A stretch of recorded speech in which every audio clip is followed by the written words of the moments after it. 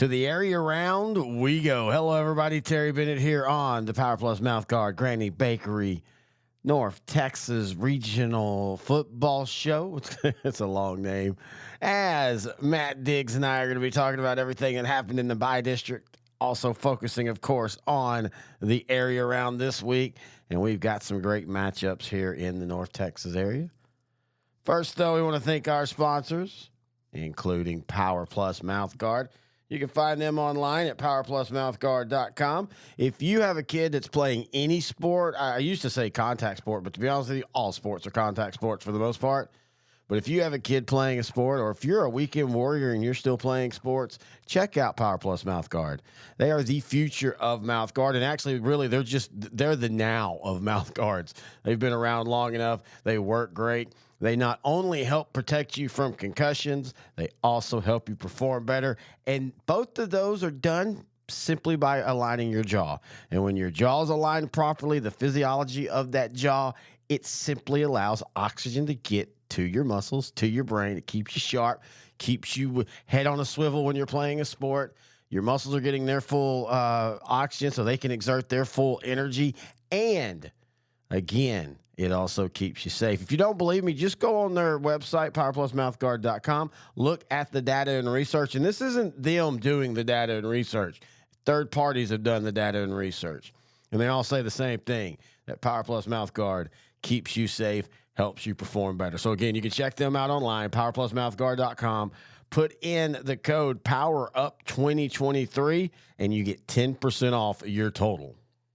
Also, want to thank Granny's Bakeries located in Salina, 401 West Pecan Street. You can also give them a call, 469-352-8806. You can find them on Facebook as well.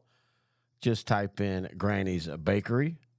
Now, you go to their website. Of course, you're going to see all the delectables, the cakes, the breads, the coffee bar, the beer and wine, the Cupcake Factory. And yes, I know I opine on about the Cupcake Factory every time because it is so awesome. The pastries, of course, they have it all there, but they also have knowledge. And Granny's Bakery wants to give their knowledge to you, and they do that by their classes. Now, they have public classes. Just to give an example, like during Halloween, they had cookie decorating, and things like that. But you can also book a private class. Give them a call, 469-352-8806, and find out how you can get a group together to learn some cool new ways to do bakery stuff. Again, we do appreciate PowerPlus Mouthguard and Granny's Bakery for being a sponsor here on this North Texas show. All right, take a break. When we come back, Professor Diggs joins me, and we're going to talk all things 4A, 3A, and 2A here in North Texas, right here on S2S Sports, part of L4 Media. Is your demanding work lifestyle in need of fire-resistant clothing that can keep up? Well, L4FR clothing should be your go-to for quality, affordability, safety, and style. L4FR was founded by a third-generation oil field worker who is also a veteran. Thus, this company has a deep appreciation for reliability and longevity, all while we provide first-rate customer service. Our durable apparel will serve you well for many years to come, whether you're working on a pipeline, a lineman climbing utility poles, or in any other environment requiring fire-resistant apparel. L4FR has you covered. Our apparel is tough enough to resist hazardous conditions while still providing high comfort and style. L4FR provides clothing options to ensure your safety and comfort, whether you're on the job or not. To view our complete inventory of flame-resistant garments, please visit our online store at L4FRclothing.com or give us a call at 817-757-4935. Si habla español. Terry Bennett back here on the PowerPlus Mouthguard Granny's Bakery North Texas area round show right here on L4 Media, S2S Sports. Now joined by the professor, Matt Diggs. Small town Diggsy is in full effect. As of course, let's go. I think quietly you're becoming more of small town Diggsy than big town Diggsy. I I don't know. It's back and forth. I will tell you this past week on the podcast I do, Digging for Wisdom, which is not even trying to be a little plug right there, but like we got to the point where he's like, Diggs, you want to talk about any of the small schools? And I was like, well, if we're not going to talk about it for an hour, I'm really not that interested in it. But, I wanted to really talk about Whitesboro, because I thought Whitesboro beating Jim Ned last week was one of the things I was most proud about. And I'm sitting here just talking and having this feeling come over me like, man, that's like my little kids over there, the District 4 3A report, and we got a big win this week. And I had all this pride for all the Whitesboro players and coaches I know over there. So there is something about that connection with small town, because other than Plano East, I'm not feeling that for random big 5A. Like I see Iowa Colony now in some 5A things. I don't even know where Iowa Colony is at the end of the day, but all of these small schools, they have stories, they have fun to it. So there's definitely something to that. But I like the big schools as far as the calibration and the big picture goes, but the small schools, the stories are there, and that's what I absolutely love about it. Yeah, and just so you know, as of now, Iowa Colony is still small school, even though they got 5A numbers and they're in Alvin. And yeah, that's why when I started doing these shows in 2002, when we first met online, and then I came on to y'all's shows for a couple of stuff, it's just more enjoyable at the small town. And to be honest with you, 4A Division I sometimes is starting to feel bigger and bigger, and it's, excuse me, it's not.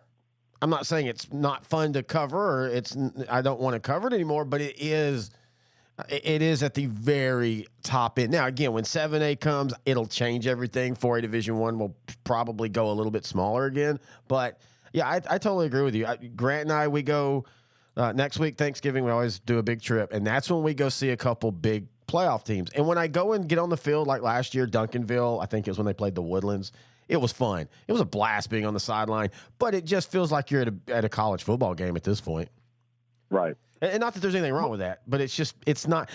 I think Grant said it best. You go to the small town for the Friday night lights. You go to the big school for the college talent. Not that there isn't college talent at all levels, but you know what I mean.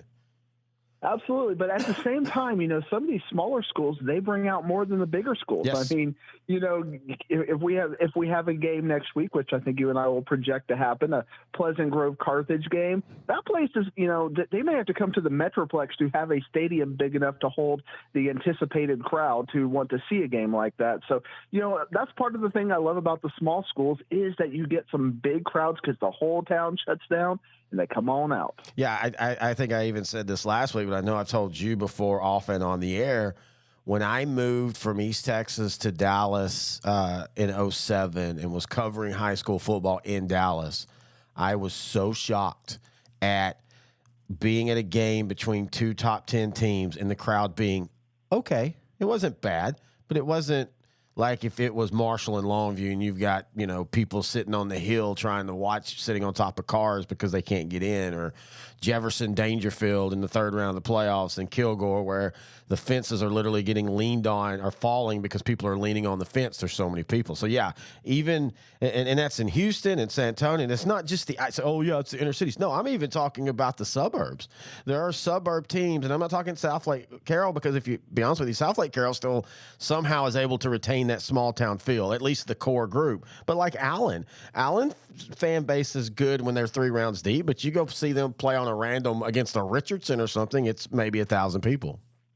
And even worse, it's one of my ongoing jokes, the Plano West Road crowd. I mean, you can't get 250 kids or you can't get 250 people out for a Plano West Road game. It's one of the most deflating things. And this is West Plano. I mean, you talk about the suburbs, but they're just a very transient crowd. They don't really care about watching football. Yeah, that's exactly right. So what we're going to do then, as we were talking small towns, Diggsy, last few weeks we've been coming at the top 4 and working our way down. We're going to flip that script. We're going to start 2A, Division II, Region 2. And by the way, again, if you didn't listen last week, yes, this is the North Texas show, but if a team in North Texas is in a region that has other teams, we're just talking the region, especially at this point because you've only got 4 games per region per division. So we're going to start Region 2. And, boy, you and I think, partially believed it, but we also wanted it to happen. Celeste gets the quote unquote minor upset over Seymour last week. And congratulations, Celeste. Your gift is Albany in the second round. Great season, Celeste. It's going to end this week, though. I hated that. Like, one of my things in playoff game selection, I love seeing Celeste. If they would have played Thursday this past week, I would have made sure to go out of my way to go see that. But I hate seeing blowouts in the playoffs. There's just such a disparity between the top, teams that we're probably going to be seeing at AT&T and everybody else. It just gets ugly real quick, and they have to play at a high level because they're coached at a high level. So they're going to come out and explode on you. And unfortunately, I think that's what's going to happen to Celeste this week. They're going to play Albany. Albany is playing at that high level. And not only Celeste beat Seymour last week, they beat them up. Yes. They beat them up and down. It was a dominant victory. I think if they would have drawn Windthorst, they probably would have beat Windthorst the way they were playing that week. But Albany is probably going to win this game, probably in the 50-point range, unfortunately. Maybe the 64-14 kind of a game. I think Celeste will get a couple of touchdowns, maybe even the fourth quarter, but I think they'll get a little bit of window dressing.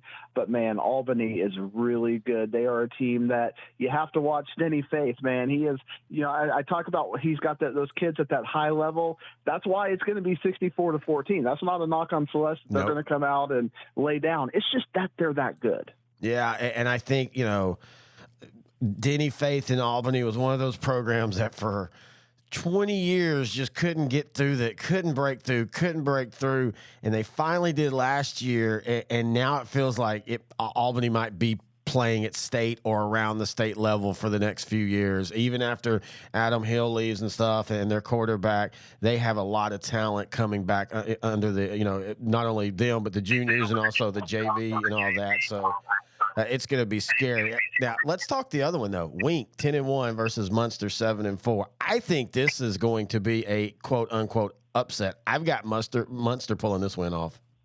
Man, I'm going to agree with you because I just look at that far west, it's not El Paso, but that further west area, and I even see it in kind of 3A Division I with Dalhart and Bushland and Shallow Water. They play the teams out there and they look good, but then they play the Metroplex teams and they just kind of get hit in the face a little bit more. And Munster, even though they are 7-4, that's very schedule based.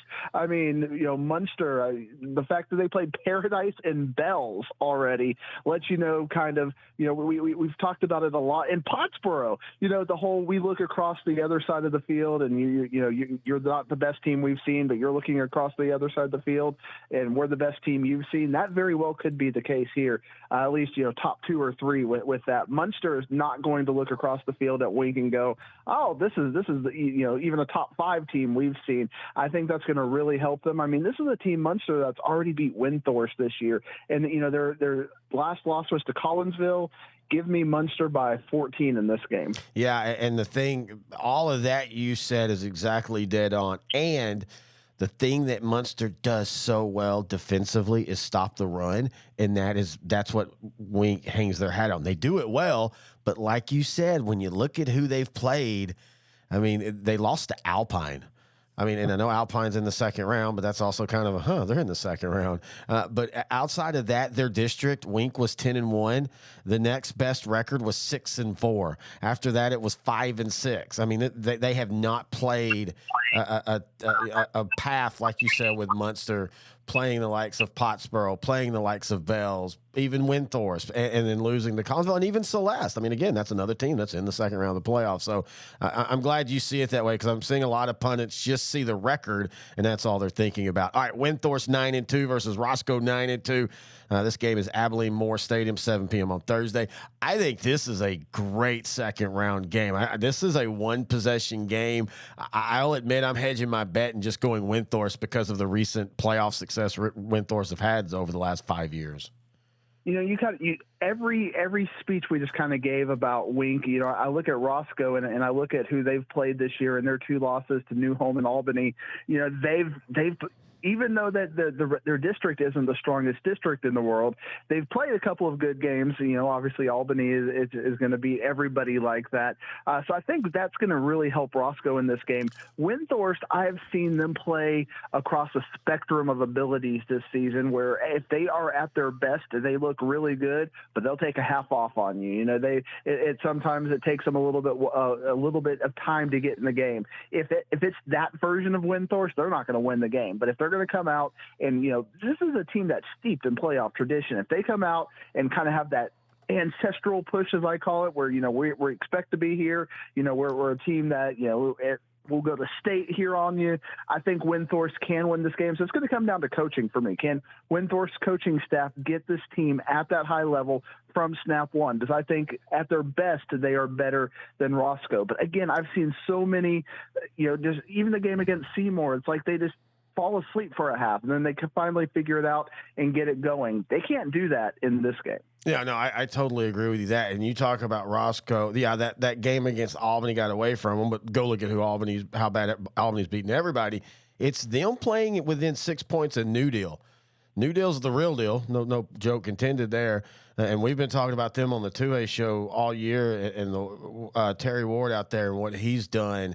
And for them to hang with New Deal is impressive. I just also go back to when you look at Windthorst, they beat Henrietta. They lost to Munster by 10. They lost to Bremont in a game that ended up being 35-13, but it got away from them. But it was competitive. And, yeah, they kind of played with their food for a little bit with Seymour, but they ended up beating them 54-22. This is a great game. Like I said, whoever wins this game, I'm not going to be surprised. I'm just going to go with Windthorst, and I don't even know if I don't know what the pundits are saying, but it's going to be a great game. Another game, and the last one in Region 2, I don't think it's going to be that great of a game. Collinsville 10-1 versus Miles 8-3, 7 p.m. Friday, Breckenridge's Buckaroo Stadium. Dude, Logan Jenkins and that offense is just absolutely humming. He had a quote-unquote off night last week and threw for 298 yards and 4 touchdowns. I don't think anybody stops them till Albany. That's kind of the bracketology, the way this is working. I think Albany and Collinsville are both going to be heavy favorites up till when they play each other. And I think they will be playing each other in 2 weeks. I think Collinsville will have another good tune-up, but I don't look for Collinsville to 28 points is kind of the point spread I would think with this, because they're starting to get at that high level. Because we're getting to this point, we've talked about it several times, they're now starting to think we got to get ready for Albany. Yep. We have to be playing at this high level because Albany's going to put it on you. And you, if you're a kid and you're looking across and you're seeing those stat lines and you're seeing that, it's going to motivate you to give you your best 110%, because it's going to take that when we walk across the field from Albany. So I think Collinsville is going to lean into that. And I'm looking forward to it. But, again, Albany is just too good. But I think they can give Albany a little bit of a game. And if they give their best effort and maybe get a turnover or two, or maybe get a little bit of a cold weather, rainy weather situation, you never know what's going to happen in a couple of weeks. Yeah, no, I totally agree. Last year when they played, the score was 66-36, but at that point they had given Albany the toughest game they had. And that's one of those games where the score – looks a little worse than it really was. It was back and forth, and it was Collinsville that had a couple turnovers in that third quarter, and that's what flipped that script. This is a year older one, and I know Albany is too, but man, I don't know. Logan Jenkins, he can throw them into to an upset over Albany, but it'll be tough. All right, let's now go to Class 2A Division 1. We'll start in Region 2. Our favorite team that we love to talk about, Toller 10-1 versus Cayuga 7-4. Thursday, Waxahachie's Lumpkin Stadium. I got to see some highlights of that Toller game. Our Taylor Lee from L4 Media has been shooting a bunch of their stuff. Peyton Brown is back, and holy crud, he looked good, just bouncing off tackle after tackle after tackle. And he's still not in game shape. They limited his carries, mainly because they were also winning by a lot. But I'm telling you what, that just makes them, and they were already scary, but that just makes them scarier and scarier. They are scary, and I think probably one of the things that I posted about in the dump last week, and I even got a few DMs about this, and people didn't understand it, and it's kind of a storyline we've been talking about. When Italy beat Crawford last week, Yep. I said I think Toller's got to be disappointed. You know, that's got to take a little bit, even though at the end of the day it is what it is, and you got to get there. There's just something redemptive about needing to get past that Crawford, even if you beat the team that beat the team, or even. And if you have to go if De Leon beats Italy this week, if you beat the team that beat the team that beat the team, ultimately I know Toller really wanted to take care of that. And they not getting to do that, I feel like it's a little bit of a disappointment, especially because Region 2, they're 5 touchdowns better than everybody in this region right now. So having that storyline where they can say, okay, we beat Crawford, that's something we get to look forward to. I think that is going to be a little bit deflating and a little bit disappointing for them. I hate to, but when we have some of these really good teams, it just is what it is. And Toller's pretty much got a pretty clear route to the state semifinals as far as that they're just so much bigger and better than everybody in this region. They're going to handle Cayuga pretty handily. The game I'm most interested in Region 2 is Valley Mills versus Tioga, because I love what Tioga, Coach Birdwell, what he has brought to that program. Not to say Coach Rogers didn't do a great job kind of building up that program, but now you got Birdwell coming in there with his enthusiasm, and you got Valley Mills, who pulled, to me, a little bit of an upset last week, even though I called it to happen. But Valley Mills playing in that tough district, I think, kind of readied them for that game. Axtell, we talk about some of the paper Tigers. That's a fun game, and that's going to be a coin flip game for me. I mean, because I see Tioga playing their best football right now. I see Valley Mills playing their best football right now. I kind of lean to Tioga pulling another upset. Yeah, you look at them, and this is their 8th playoff appearance in the history of the program. 3 years ago, they were celebrating a 5-6 year, because the 3 years before that they'd had like 5 wins. Or no, sorry, it was 5 wins in 5 years. That's how bad they were. And what the two coaches, and a lot of times when it comes to building a program, one coach, but a lot of times there's that coach before them that kind of started laying that foundation. Birdwell's come in, and he's just absolutely taken off with that. Also, I just think they have one of the coolest looks. The way they use the black and the green, traditionally, a lot of schools wouldn't do it this way. I just think it's a cool look, and I agree with you. I have them winning. I don't know if it's that much of an upset. I think these teams are pretty even. But yeah, I have the Bulldogs pulling that one off as well. All right, I think the best overall game of the region is Marlin 9-2 versus Coleman 9-2 Thursday at Stephenville's Tarleton Memorial Stadium. The Blue Cats haven't looked completely like they did the last couple of years all year long, and yet they're still 9-2. Marlin looks like they're finally getting back to being a consistent playoff team, and all of a sudden, I kind of feel like it's a Marlin-Toller region final right now. It might be, and again, given how I saw that game last year, I've almost completely disrespected Marlin since I saw Marlin, not be able to have any sort of competitive football against Toller last year. And you talk about Coleman, and I get very flustered because of the up and down nature of them. I mean, playing around with Goldthwait, playing around with San Saba, playing around with Hamilton. Yeah, the last couple of weeks they've kind of turned it on a little bit, but it makes you wonder, can they stay at that high level? If they can, I think they can beat Marlin. Because again, it's the worst problem, and I'm admitting my biases right now. I cannot get past the fact that they were so non-competitive with Toller last year. I mean, we're talking about a team that was lost by 60 or so. It was bad, and I expect if Coleman plays at their best, I'm going to take Coleman over Marlin, because I just can't imagine Marlin has got that much better. I think Coleman might have finally figured it out. I'm going to take Coleman in this game, which you might call an upset. I would say, though, let's remember that this year Coleman also played Toller, and it was 43-0. So recency, Coleman hasn't played Toller as well either. Last year they played Toller really well. That was like a 17-7. I think it was a weird score, like 16-6. But this year, Toller dominated them. But no, you make a really good point about that.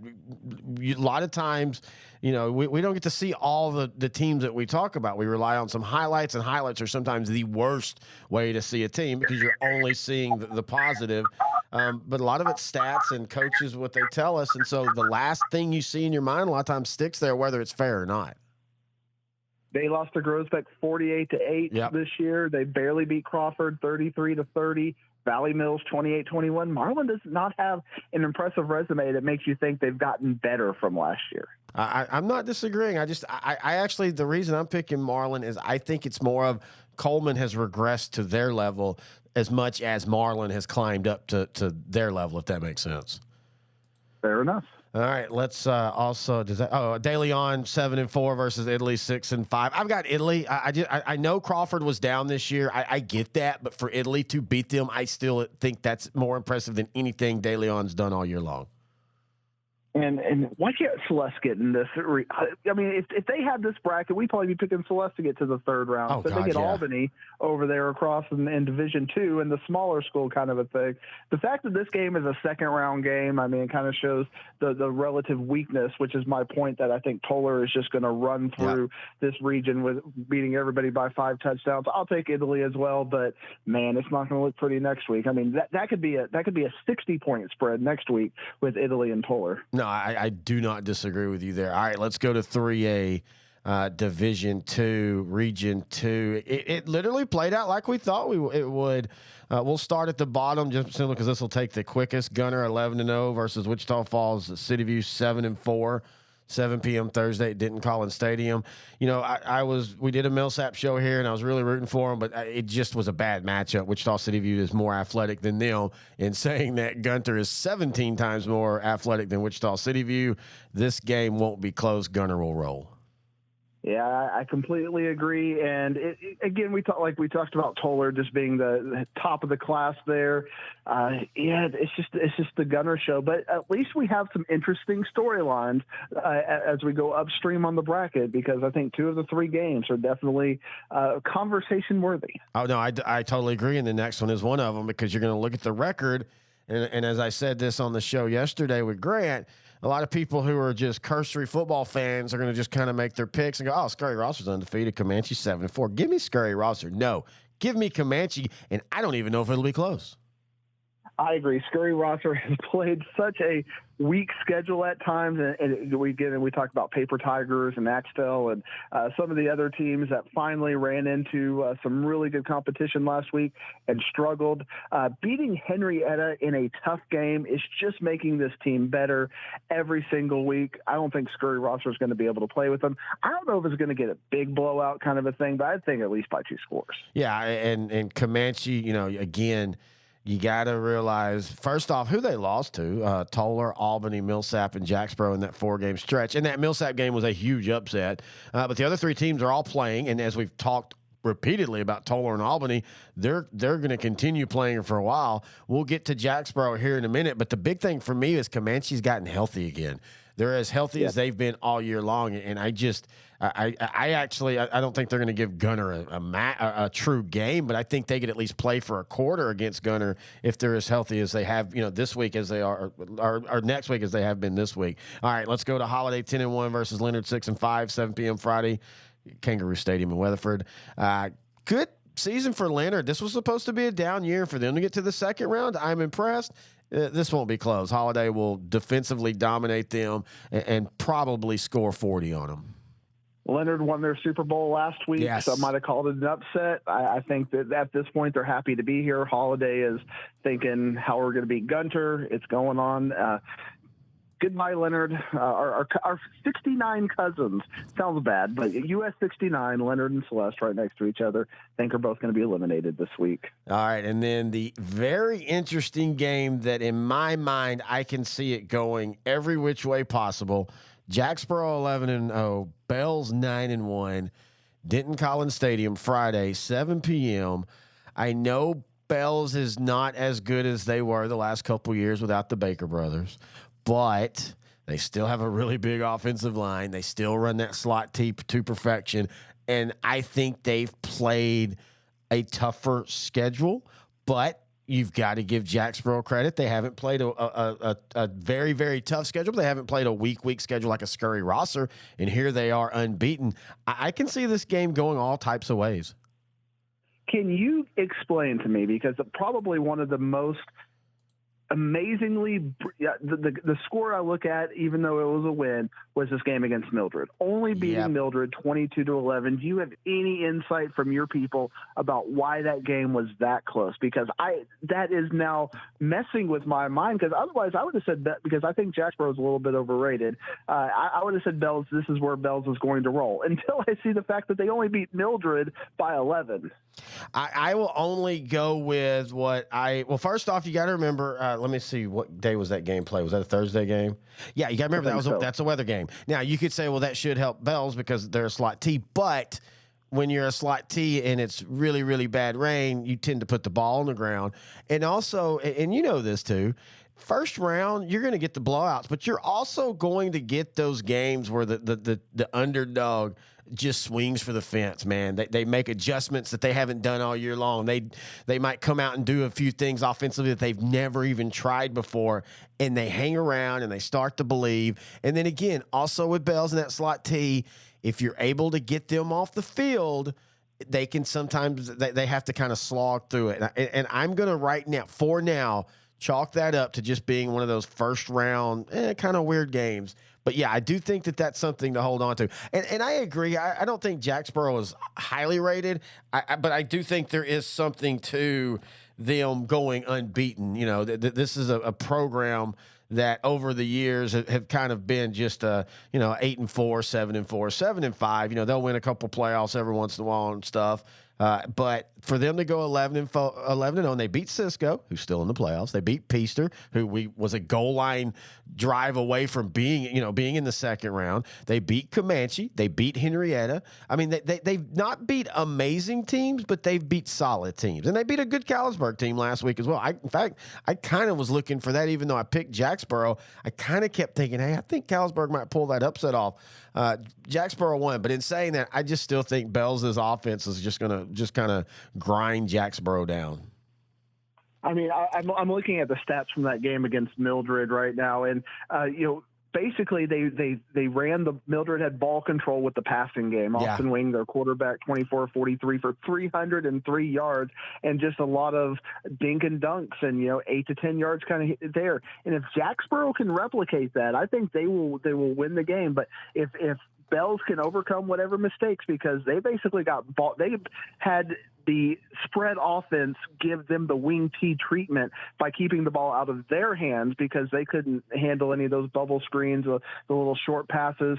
So if Jacksboro can replicate that, and that's kind of been their style this year, I think they can do something against Bells. But I think if Bells can right the ship and kind of start playing downhill, and it's going to be good weather this week, so we're not going to have to worry about that. Easton Helgren is a guy who can go 20, 25 yards a run on you and just, death by paper cuts. I keep talking in circles because this is just a game. I truly don't know what is going to happen, but Bells, I'm going to say Bells is going to have the bounce back effort, just because I've been watching Jacksboro and their stats this year and kind of keeping an eye over there on that district because of Millsap and Comanche. And I'm not a believer in Jacksboro. So I think Bells will take care of business. Bells, having played the tougher schedule, I like Bells, but I see the pathway for Jacksboro to win this game, because the diamond has lost its shine for me last week against Mildred. I still think at the end of the day, the hierarchy of this region is Gunter, Holiday, and Bells. I still think Holiday will beat Bells,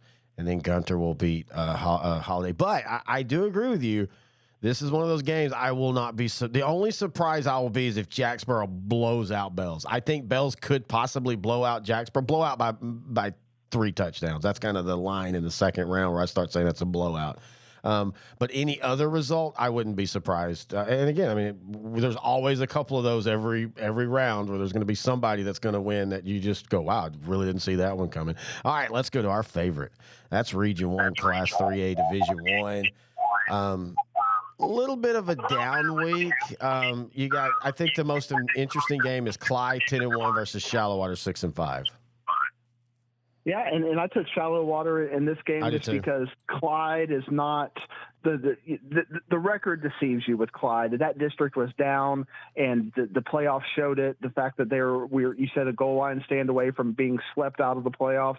I think Shallow Water takes care of business against Clyde this week. Yeah, I was 100%. I can remember talking. We have a Discord for all the L4 media stuff, and we just kind of talked through the week about things. And I can remember after they beat Jim Ned, and one of our guys was like, man, Clyde's now become kind of the Division I, Region I darling, and they were at the moment.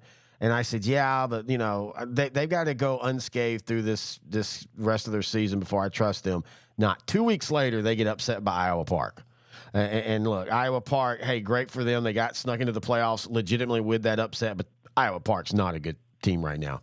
I mean, you saw that last week when Brock had no problem beating them 59-0. And once they lost to Iowa Park, I said, yeah, they're paper tigers. Shallow Water, they're on the exact opposite end. They have a 6-5 record now, but I would put that they have played a far tougher schedule than anything Clyde has played. When you look at, they lost to Monahans, who's still playing. They lost to Seminole, who's still playing. They lost to Hereford, who had a just complete turnaround season with a bunch of young guys this year. Ended up losing last week, but I mean, they went from 1-9 to ended up being 6-4, but they were supposed to be 1-9 again.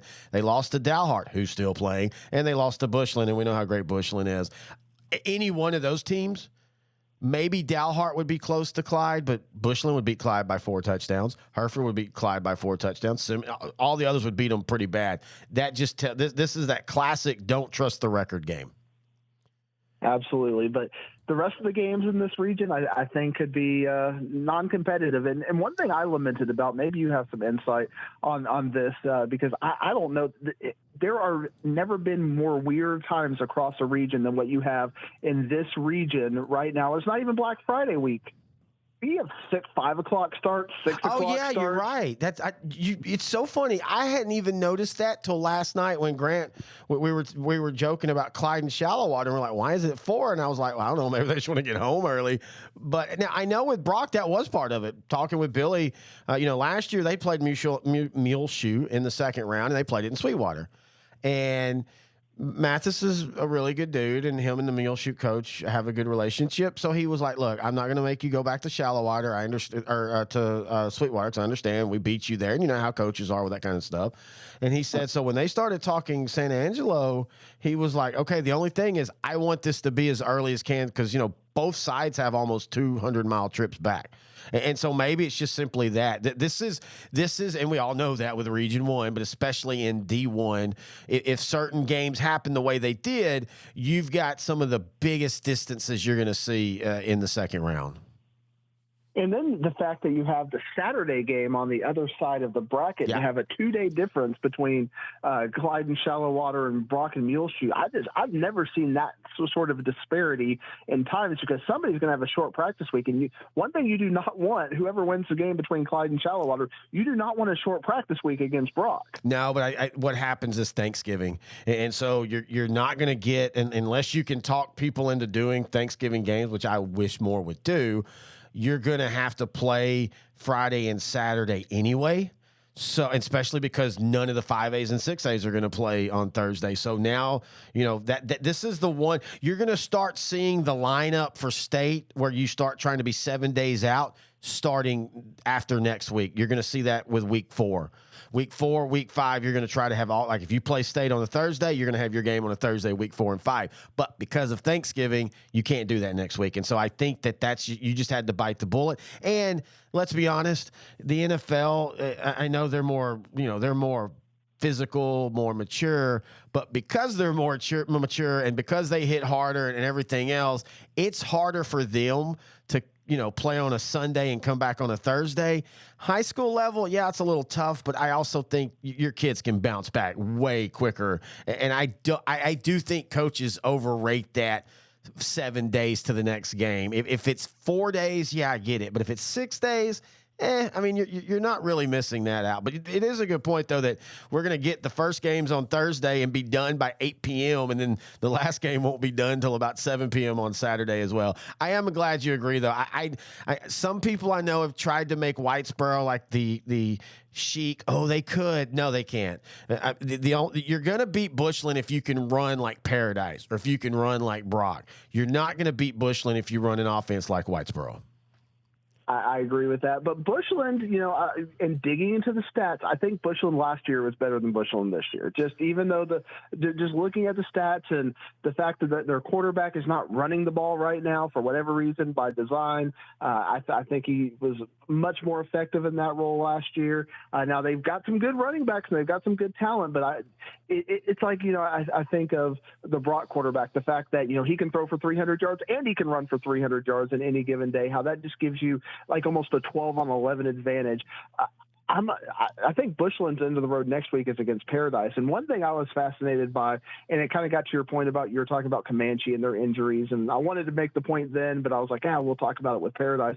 I was reading Corey Hoag's write-up about the Vernon versus Paradise game. And one of those things that the Paradise coach was talking about, how they're finally getting Austin Iglesias to play both ways right now. Yeah. Like now you're starting to do that. And you talk about injuries and depth. When you can start to get to the point where your best players are now two positions effectively, it makes you that much better. And you slate an athlete like Austin Iglesias on both sides of the ball as a full-time player, if he can handle that kind of a thing, you've just gotten way better on both sides of the ball. Not that Paradise needed to improve on the defensive side of the ball because they were playing really high level, but now if he's back there at free safety, just playing center field, and with his athleticism, man, that makes Paradise an even harder dimension if they're going to have that for 3/4 of the game. I do want to point out, I think Bushland this year has been in that mode of, let's get our win and move on, and maybe let's not try to run Jacko as much early, and you don't want to get him hurt and stuff like that. So I don't know if they're – I think they're as good. I think they might even slightly be better this year. I think they're better defensively. They're not great defensively still. They still are going to struggle against the run. That's why I'm like you. I think next week, if it is them in Paradise, I think it'll be a great game. But I would right now give Paradise a slight favorite. But yeah, I think Bushland's been sleeping and going through the steps a lot this year just to make sure that they're healthy. And you'll see teams do that. But I mean, let's be honest. If and it should happen, that's one of the great games of week 3 next week is Paradise and Bushland, because Brock and Shallow-Water or Brock and Clyde is still going to be Brock by 3 or 4 touchdowns. It's crazy how as up and down and wild as this region has been, and oh my God, it's still coming down to Bushland, Paradise, and Brock, who we all thought it was going to come down to at the end of the day. Why can't we call Whitesboro a little chic team? I mean, I think it's going to be more. What line are you setting? And I'm going to take an over/under. Give me your Bushland Whitesboro line. I think Bushland wins probably 45-21. Yeah, I think they'll be more competitive than that.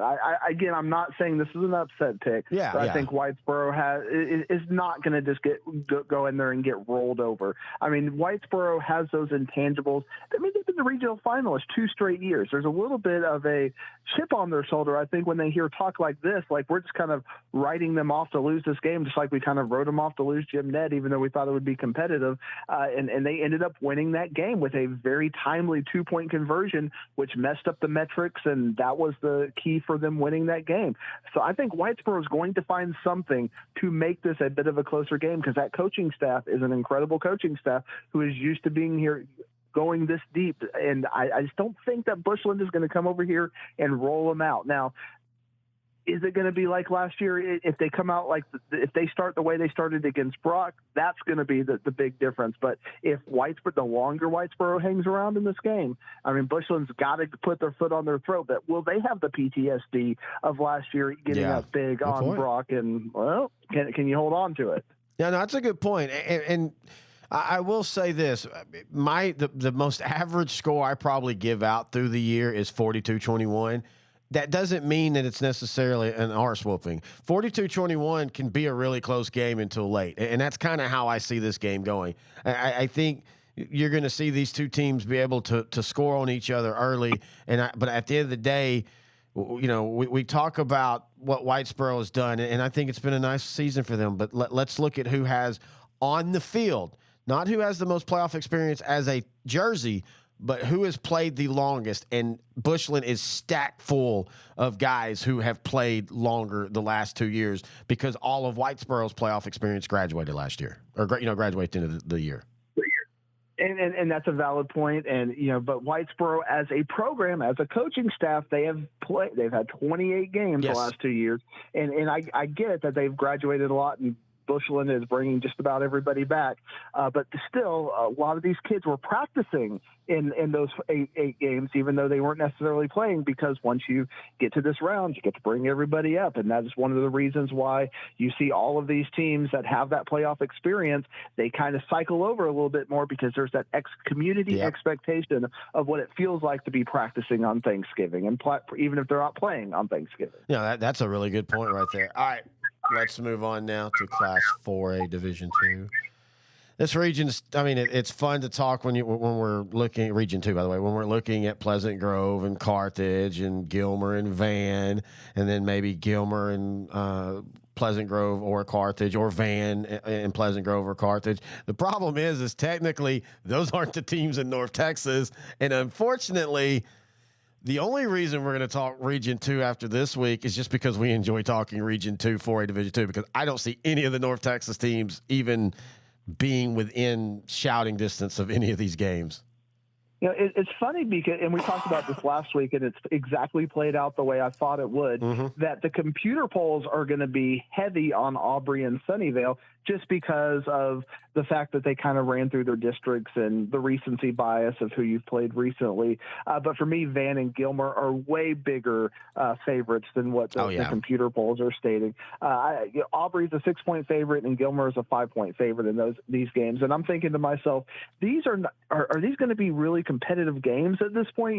We're talking about coin flip games the way the computer polls are talking, but I don't think that they're going to be coin flip games at all. I think Gilmer wins by 3 or 4 scores. I think Van will win. That it could be one of those 2-score games where Aubrey sticks around and gets and keeps it close, and then Van finally pulls away late. But I think Van and Gilmer are both favorites in this game, and obviously Pleasant Grove and Carthage are both favorites in their game. It is going to be a beautiful East Texas thing, and I think, and I know it's going to make you a little bit mad, but we've had these debates before. I'm thinking reasonable. Van is not too far east. I mean, it's right there on 20. No. I have no problem with that, and I also think that you and I can make that decision next week that if Graham, which that's going to be a good game, Graham and Canyon West, and Glen Rose advance, we can carry them as North Texas, and we can start talking Region 1 next week. We can, but I want to roll through that because you completely ignored something. I've got to course correct you a little bit. We got to talk 3A Division 1 Region 2. I'm going to a game in 3A Region 1 Division 2 or Region 2. I'm going to Grandview Pottsboro on Thursday, which is that's my bad. I actually just didn't mean to skip over that because Malakoff, I'm from East Texas, but I'm not one of those that like to claim Malakoff. I still don't understand how people claim Malakoff as East Texas. But yeah, honestly, I just totally forgot. And there's some really good games in there. You got Tatum and Whitney. That's a matchup again. The records might not tell the whole story. I think Whitney's a better team, but Tatum has one of those guys at Cole Watson that just does everything. You talk about Austin Iglesias at Paradise. Well, Cole Watson does it ×2 at Tatum because he's been playing defense all year and he plays quarterback. And he's that type of guy that if you don't stop him early in that offense that Tatum runs where they're going to grind you down, they can upset Whitney. In fact, I think I did pick that in the game. It's a 50-50 game. But yeah, I think that's interesting. I think Winsboro Teague's an interesting game. Teague can play defense at times, but Winsboro's just so damn good this year with Finney at quarterback and their wide receivers and a very underrated offensive line. It's just big, and their defense is they're not dominating, but they play complementary football with their offense, and so that's the top half. Let's talk Grandview Pottsboro. What are your thoughts on this game?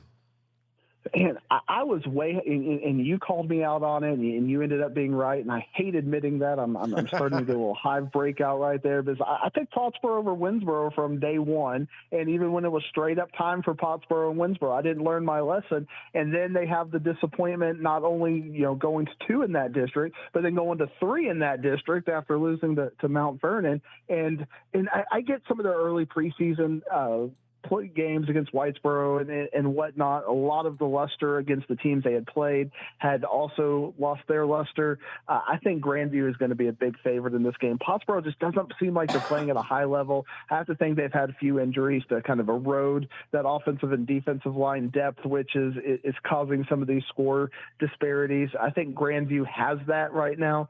They're playing great complementary football on both sides. I think Grandview is not a blowout favorite. I think we're going to go back and forth. I think a 42-28 kind of a game that goes back and forth till the fourth quarter, where Grandview finally breaks serve and takes hold and dominates it in the fourth. Yeah, and for me, the biggest issue for Pottsboro all year, and it works to a certain level, is that they've had to rely so much on Major McBride. And they started out so good last week against Jefferson, and Jefferson pulled back into that game and almost pulled it off. And at the end of the day, when you're playing at Grandview, you can't beat them with one guy, even if it is somebody as good as Major McBride. And I know Malakoff destroyed Grandview in their annual non-district matchup, but people have got to not look at that and think that Grandview, is any lesser, because that's just how good Malakoff is this year.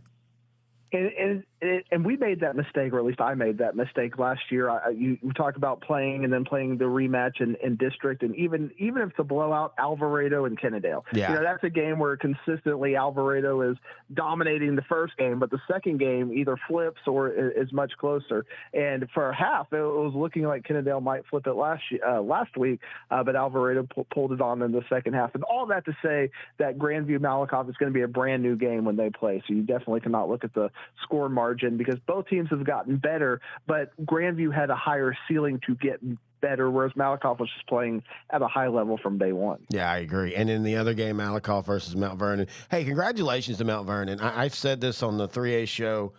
I didn't understand the coach that they hired. Nothing against him. It was just that when they had Art Browse and Art Browse left, they took from the Art Browse tree.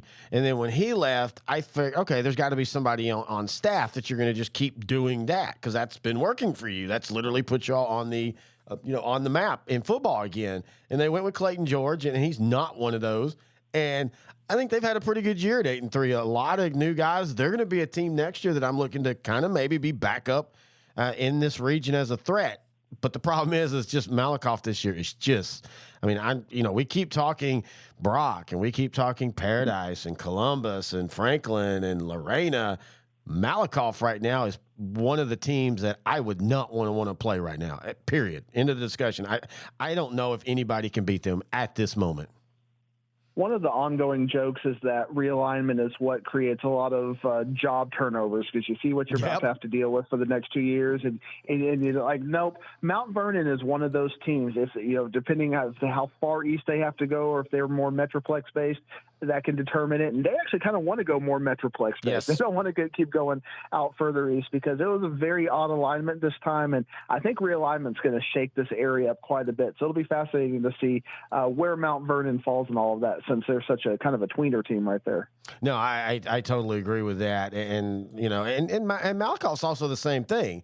And there's going to be some shakeup, because teams are finally leaving in that area, dropping up and coming up. It's going to be interesting to see where they're going to end up, and how they, I still think there's going to be a day where them and Grandview just end up in the same district. It just feels like eventually it's going to happen. All right, let's go to Class 4A Division 1. Let's start. You know what? Screw it. Decatur. They've got Andrews, Region 1, 7-4. Andrews 6-5. Thursday, Abilene Shotwell Stadium. This is one of those games. I know how good Decatur is. I know how good they are. I know their record does not talk about how good they are. And I'm not saying Andrews is beating them, but Andrews on the year has like 5,000 yards rushing. And I don't even mean that as exaggerating. They literally, I read the stat, it was like 5,100 yards rushing. Decatur at times has struggled against really good run games. I don't think Andrews will beat them, but I do think this is one of those games you might want to keep watching the score. I think it's going to be closer than what people think. Playoff Decatur is a different animal than regular season Decatur with their coach coming over from College Station, getting them at that high level. I think Decatur is going to take care of business. I do think it will be the blowout that some of the pundits think they do. Give me Decatur by 4 scores. All right. Wichita Falls, Hershey. I'm sorry, that's Division I or Division II. Where did I go? Oh, here we go. You got Canyon and Lubbock Estacado coming up. And now this is another one that the records say it should be a good game, but Lubbock Estacado has spit the bit against good opponents. But then Canyon got upset by Dumas. Just that's one of those of all the scores in 2, 3A, and 4A through the district season. That's one of those what the hell games. I still think the Eagles will end up winning this one. I agree, and this region almost reminds me of the 3A Division I because we got Bushland and Paradise. I think is going to be a really good third round game. Whereas Brock is probably going to have an easy run to the fourth round. Here you got Brownwood and Springtown potentially is that really good third round game. But I think Decatur is just going to be coasting through to the fourth round of the playoffs. I don't think it matters who wins this game at the end of the day. I'm going to take Lubbock Estacado because Decatur is going to be a big favorite in that game as well. But the top half of the bracket is what I'm really fascinated with Brownwood and Springtown, both probably big favorites this week, playing each other because like you talked about last week, Springtown has gotten better. Coming into it, I was like, Decatur, Brownwood, just go ahead and book it. Yep. Go ahead and fast forward to that fourth round. Springtown has now given me reasonable doubt to that narrative. Well, and I call it Brownwood. He is one of the most explosive quarterbacks. He's fun to watch. But I watched the Stephenville defense eliminate him, and Brownwood had nobody else that could step up. And Grant's more optimistic than I am. He kept saying after, they'll find somebody. Once it gets to the playoffs, they'll find somebody. And I'm thinking, yeah, but once you get to the playoffs, you can't do that. Again, it goes back to the Pottsboro thing we just talked about. This isn't the 80s. You can't take one guy in 4A Division I and win a region. And it's really hard to take one guy and go to even to the region finals. And Springtown is the exact opposite of that. They don't have one guy. Their quarterback's really, really good, and they've got a solid running game. They've got a solid offensive line. Their defense is solid. Everything is solid about them. When it comes to everything is solid versus a team that has some good things, but it's mainly relying on one, third round of the playoffs, usually the solid team's the one that ends up winning those. I can't disagree with you. And it just talks about the depth and the way football has evolved. And you've given multiple examples throughout our shows and doing that. You got to have that second player. And that's one of the reasons why I think Paradise has gotten a little bit better because although Austin Iglesias is the big name everybody's talked about, they do have a lot of complementary players who are able to generate big yards. And again, if Austin Iglesias goes down, Paradise, it's done. But it's not the one-man show like I think of Clyde and, and Blake Carr. That's a really good point. It's just that's it. Whereas, they do have complementary players, and Decatur's got those complementary players. And I think Springtown is even developing those complementary players, which is why that reasonable doubt has now kicked in that is it going to be Brownwood necessarily? I don't know. But Springtown defensively doesn't, necessarily turn the page either. Stephenville's got a little bit of a defensive presence, and they got that country tough defensive line built up there. Springtown still, again, I can't get that image out of my head of them just getting torched by Brock in the scrimmages. But again, they've gotten better defensively. They held Waco Conley, who has 3 D1 guys on their offense, to 19 points. They lost to Decatur, but they held them to 23 points. They started off the year terrible. That Brock scrimmage was so bad. I have never heard so many people messaging me, emailing me, texting me after that. You, coaches, Brock coaches, everybody's just like, dude, Springtown's bad again. Because, last year they were bad. They only got in the playoffs because they were in a bad district. And everybody's like, man, Springtown's bad again. And then they started the season off getting thumped by Alvarado and Graham. But from that moment on, they have played really good football, and I do think that they're just. I think if it's Decatur Springtown rematch, I'm not 100% that Decatur is going to just roll through that one. I think that's going to be one of those rematches that's going to be a fun one to watch, and it just like the district game. I think it's going to be one possession. All right, let's go to Region 2 to finish things up. Stephenville 9-2, Dallas Carter 8-3, 7:30 Friday, Waxahachie's Lumpkin Stadium. I was so ready after last week before the first round game finished. I was so ready to talk and be all excited about how I felt Sulphur Springs might be able to pull the upset off of Stephenville in the second round. And Dallas Carter said, wait, not so fast. The Cowboys get the win. I got to watch some of that. Very fun game, very entertaining. Unfortunately, though, I don't think they match up well with Stephenville, and I think their season's going to end, but I don't think it's going to be, 50-6 or anything like that. I think the Cowboys I think they're starting to believe in themselves, first off, and I also think they're good enough to at least hang around. And Stephenville is great, but Stephenville ain't beating everybody 70-0 or anything. They're not. And Carter is one of these teams that if you look at their schedule this year and you look at the kind of their game flow, they get psyched out. You talked about mental belief and whatnot. And I'm afraid that for them, that Stephenville, just the name Stephenville, they've already given them 14 points. Like, they don't have the belief in that. You look at that Houston Yates game, and I mean, oh man, Carter is the team, and they're looking good. But then they play Salina, and Salina just ran up and did what they wanted to against them. And that's the kind of game plan I feel like Stephenville is going to get against them. Now, if Carter can give us the Carter that has played their top tier football, and they've had it a couple of games. I think Kimball, I think Houston Yates, they can go for 48 minutes and beat Stephenville if you get that version of Carter. I just haven't seen it against the good teams yet. Yeah, no, I totally agree with that. Now, I will say this, and I remember this all the way back in 1988 when Freddie James, the legend at Carter, the week, because they had just beat Marshall, or they'd beat Marshall 2 weeks before in that great game, and they were playing Odessa Permian. And somebody said, you're worried about your kids being intimidated because it's Permian. And Freddie was like, yeah, our kids have no clue who Permian is. Dallas Carter, I don't think they've got a bunch of kids that have a bunch of Dave Campbell's football. That's that big school. That's that big school, small school thing that we talk about.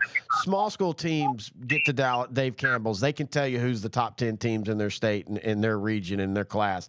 I don't think that always happens in the bigger schools. So I don't know if Carter's intimidated. I do agree with you, though. It all depends on how they start. If they start great, they're in the game. If they don't, they're more than happy to be like, all right, we're done. Let's just end it right now. Couldn't agree with you more. But Carter has had a good year this year in beating Sulphur Springs the way they did.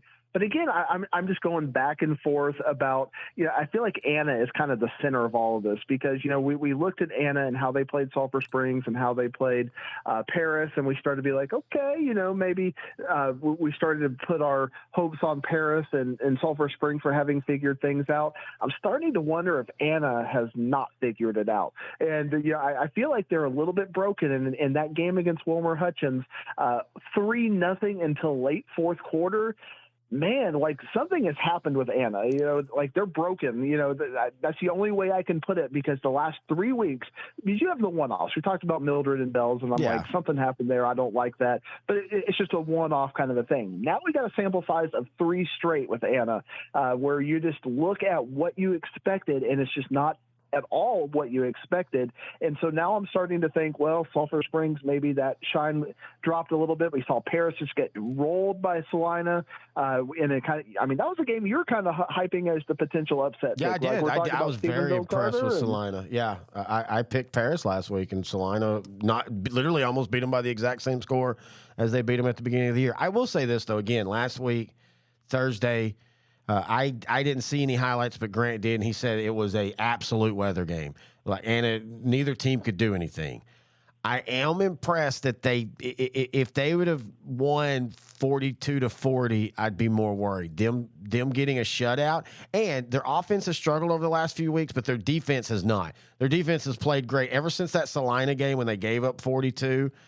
They've given up 27, 0, 26, 20, 16, and 0. So I think that defense has played well. I also think they're about to get their perfect medicine because China Springs defense is not good, period. In a discussion, they're not a good defense. You can tell me who they've played. Awesome. When you give up over 50 points to Waxahachie Life, that negates anything else. I actually have Anna winning this game. And this is a game I keep going back and forth on because I think Anna's broken. I know China Spring is broken. I was like, I think Anna's broken, but I know China Spring is broken. And we talked about some of the factors about just them being worn down over these long playoff runs.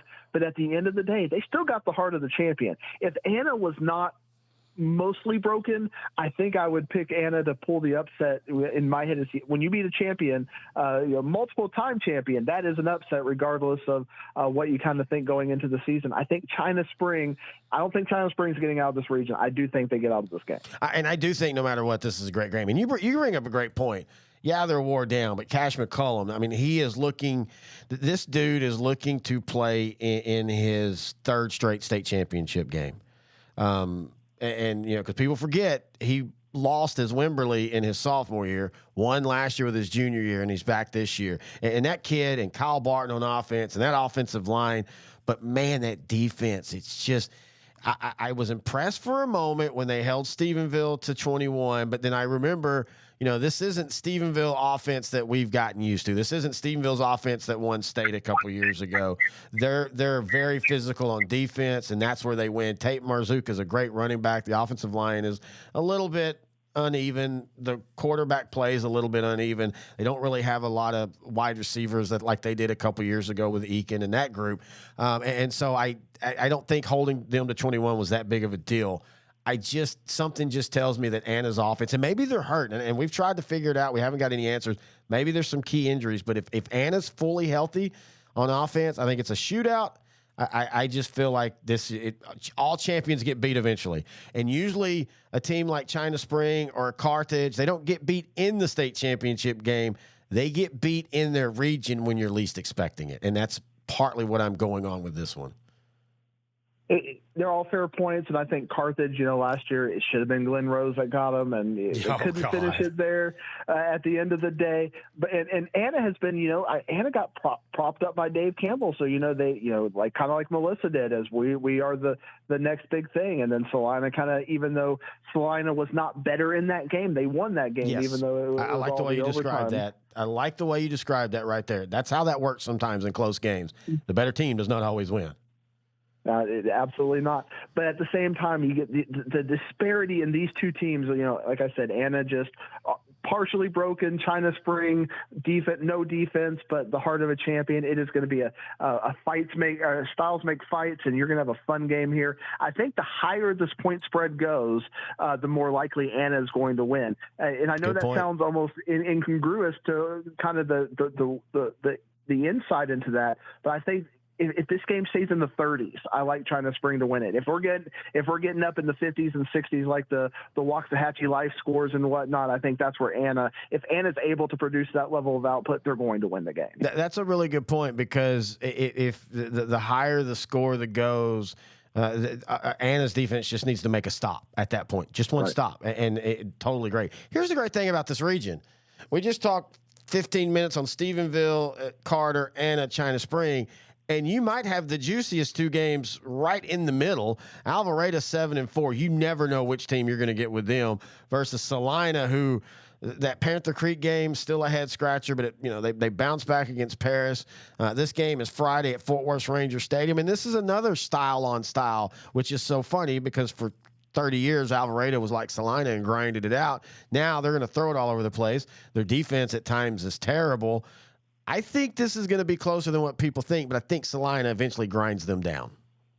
Now, I know you were big on Paris last week. This game actually reminds me of, it's like we could just do a little bit of editing and put dub over Alvarado over Paris and talk about it. And that's how I think this game is going to go, as far as I think Alvarado is going to give Salina everything. I think this is a potential upset sort of a game. I'm going to take Salina by a score, but Alvarado is going to – this is not going to be the Paris score that, where they came out and took care of Paris. This is going to be that one score back and forth game.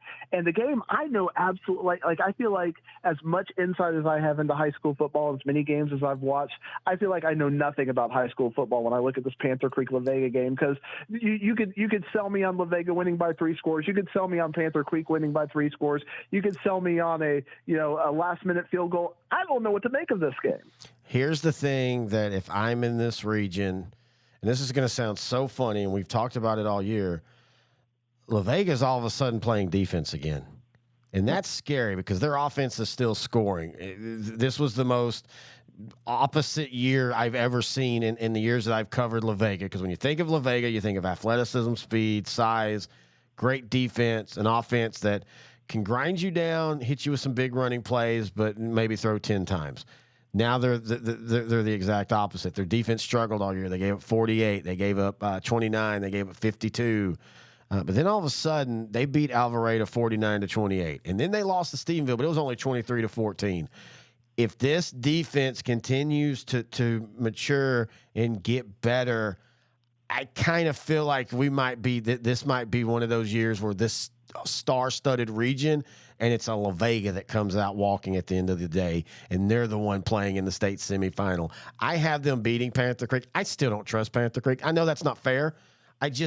New programs are so hard to get a read on when it comes to the playoffs because playoff experience matters. And yeah, sometimes you'll get a new school like a Shadow Creek and all them that'll run through, but usually it's because they're out-depthing everybody by 100 to 200 students. Panther Creek ain't quite that big yet. I think this is a great game, but I just think La Vega, man, everything just starts to feel like it's starting to click for them. I cannot get past, I've given multiple examples of games I can't get past. And one of the games I can't get past is Pinkston versus Panther Creek. Yes. How defensively, Pinkston just shut them down. It's like the first time they play really good defenses, this really nice Lamborghini offense really gets constricted, and they have to struggle. And now you got La Vega, who right now, and with the 8 teams that are left, is playing the best defense, even though their offense can be questionable at times. Defense is going to win you this game, and I tend to agree with you. I think La Vega, when I think about that Pinkston game, I mean, the Salina game was back and forth. Was it an interception? Was it not? People can have their opinions on it, but they got to be able to score 40 against La Vega if they're going to be able to win that game. And you're telling me right now, if somebody's telling me right now that Panthers Creek is going to score 40 against La Vega, it ain't happening. So they're going to have to play a game like Pinkston, and La Vega is just a much better degree higher of a caliber of football team than Pinkston is. So to that end, I like La Vega as well. Too. Before we finish, I want your insight as the guru of all things small school. You got to explain Region 3 to me, because I don't keep up with Region 3 at all. I know you get a little bit of East Texas in there with Chapel Hill and Lindale and Kilgore, but from what I'm seeing, every single game in Region 3 is a one-score game. And in my opinion, the team that's going to win Region 1, Region 2 is going to have to finish out whoever's in Region 3 to win the state championship. So give me your insight, Terry. I need to know a little bit about Region 3, and I think our North Texas listeners need to hear this, because if you're wondering who you're going to play in the state championship, you're about to name a team that's probably going to be it. Yes and no. I still think Bernie in Region 4 is going to win out of the. Well, I say that depends. If it's Kilgore, I don't know. Kilgore to me is by far the best team in the region. What they've done this year is, when you think of Kilgore, play defense, run the ball, play defense, run the ball. Do a little boot action every once in a while. They can now go over the top. They've got speed at wide receiver. They got a quarterback that can get them the ball. That's how they beat Chapel Hill. Chapel Hill actually held Kilgore's run game to I think it was like 142 yards, and Kilgore's averaging like 300 yards on the ground, but they were able to go over the top. Bay City, their opponent, really fun team. Alec Estrada at quarterback. They have a really good running back. Robert Jones, the head coach, talking a little trash. That's been kind of making Twitter, where he was claiming that their district is the district of doom and not Kilgore's. I think he has a point inside the district, but the reason that Bay City and Needville and El Campo and Iowa Colony all won is because they played the Houston ISD schools in the first round.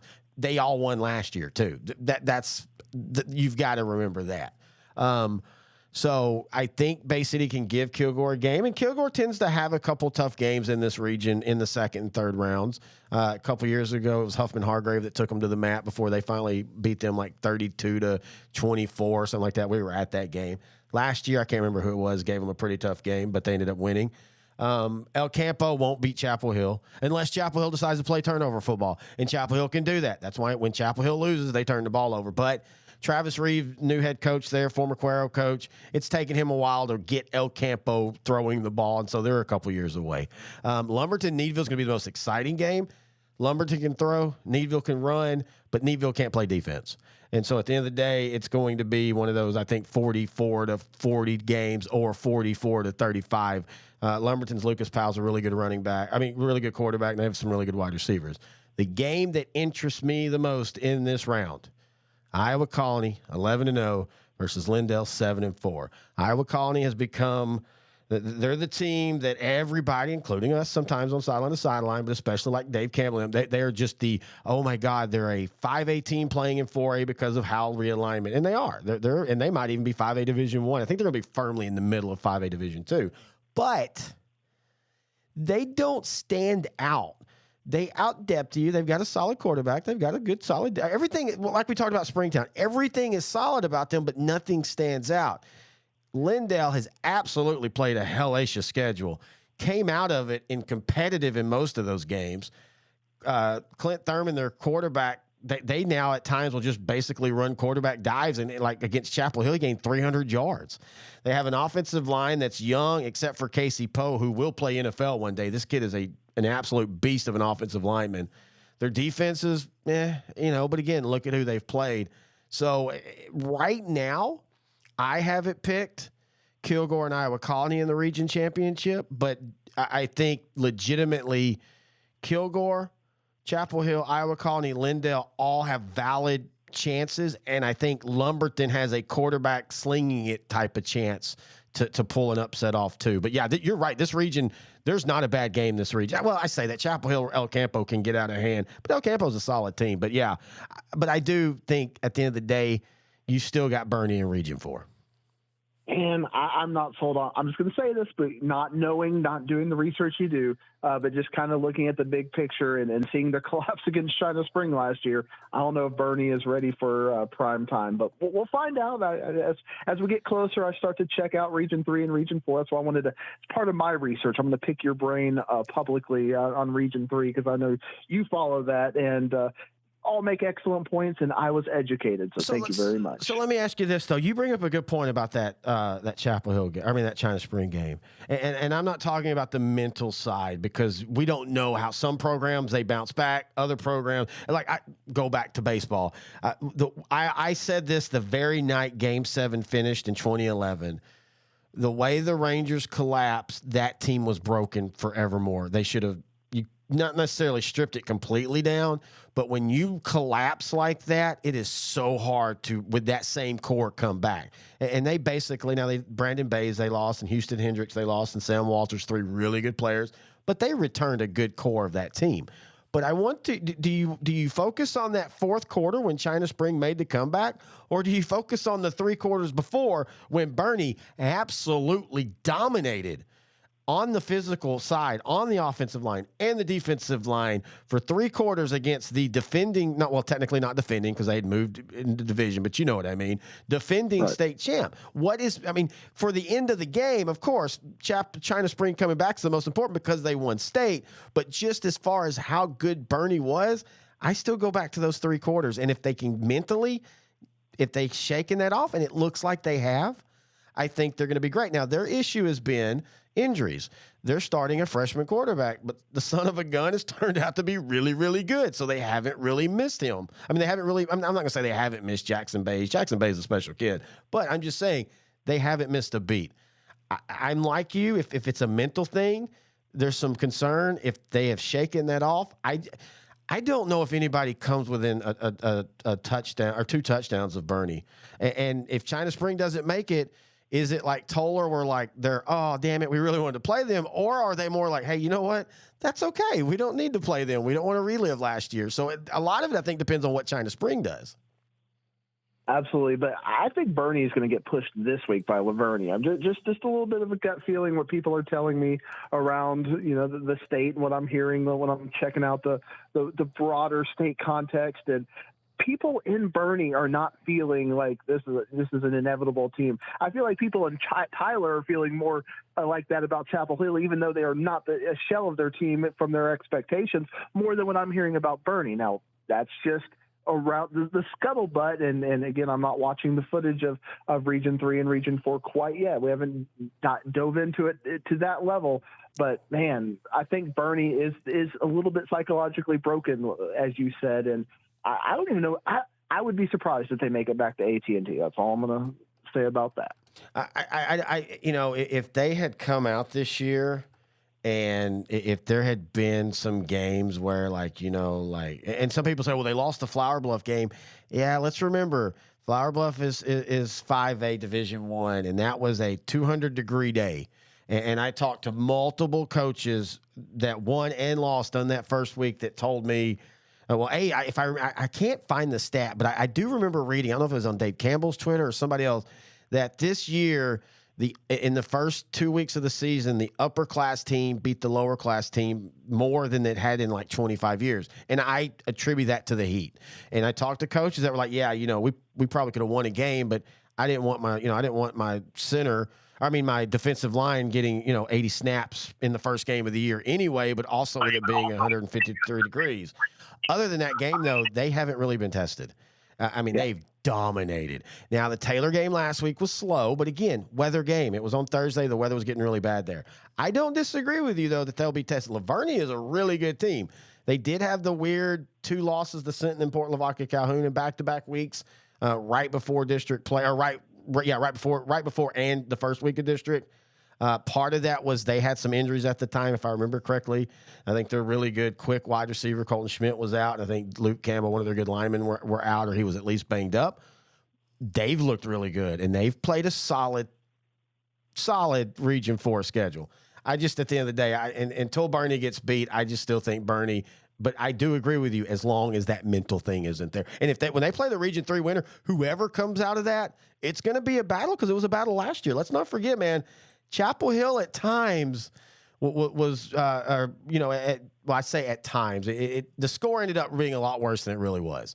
And Chapel Hill had some things mentally. They were, their bus broke down. And I think Chapel Hill let that kind of stuff bother them, if that makes sense. I don't know. I don't think Chapel Hill is good as good this year as they were last year. We're talking about good, who was good last year and who was good this year. Right. But I remember just 2 years ago, all the freshmen that were playing in that game against Stephenville that I got to watch with my own eyes at the Star, they're getting to that point where, I think Chapel Hill might have a second gear we haven't seen yet.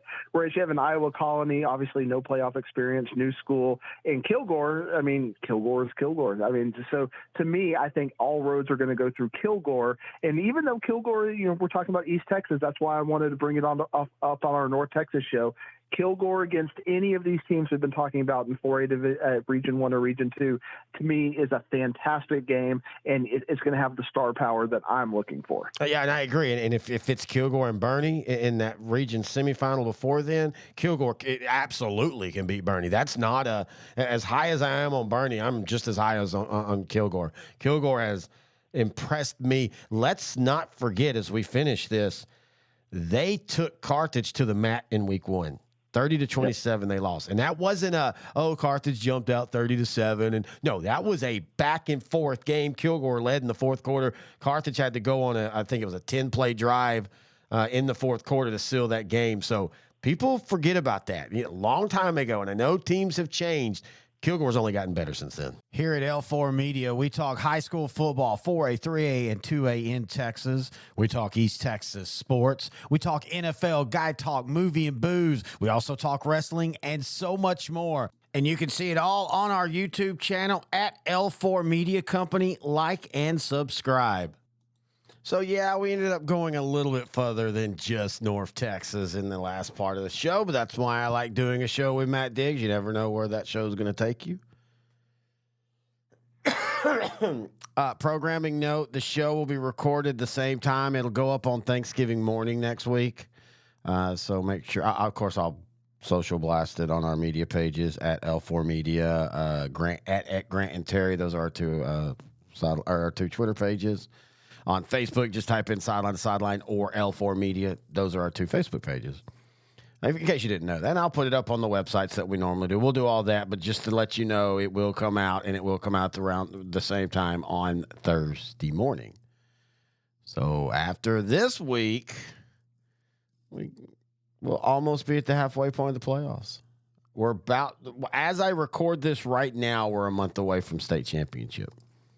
And that's what, that's where to me, the first 3 weeks of the playoffs go by pretty fast, kind of like how the regular season does. But then the last 4 weeks, when you get lesser and lesser teams, yet somehow it seems to take longer. And I love that. I love that part of the playoffs.